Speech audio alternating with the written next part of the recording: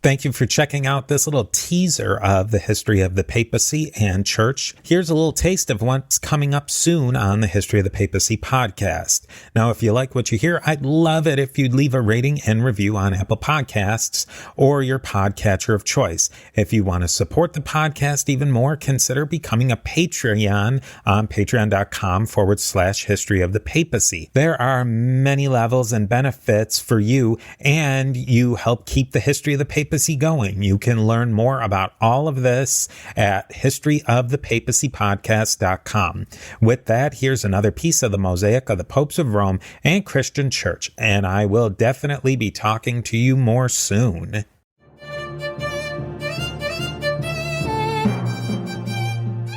And it's interesting that, like what Dunces is saying, is kind of the extreme of scarcity. If you're like in the fairy tales, if you're going to starve, then do you sell your children? Or now you're getting to where it's a bit more abstract. Exactly. What's the value of an apple if an apple is just a commodity to you? That's not the same level of scarcity. Right. They're dealing with real world events that are taking place. So if you're seeing a devaluation of the currency, no one will loan to you because they know in 10 years when you pay them back, the money you pay them back is going to be worth less than what they loaned to you. Then all of a sudden, earlier precepts about usury and the wrongfulness of usury get thrown into question because the repayment's not simply the dollar for dollar amount. The repayment in the future has to take into account that the money is losing value over time.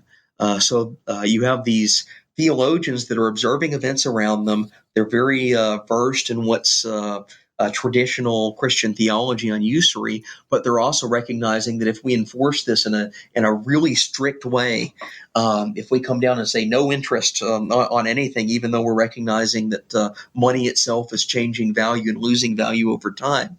Well, what happens? That drives all the lenders out of the interest, or out of the market. That drives anyone that would potentially offer money to finance something away from lending. Period, because there's no incentive, there's no reason for them to do so. It's just a pure loss that they're incurring over time. So these theologians are considering the question. They're saying, "Wait a minute, maybe there is something more at play here than this traditional." Inherited precept that we have. So they start to investigate. Maybe it's not just usury that should be prohibited in all cases. Maybe there are certain circumstances that alter the parameters of the exchange.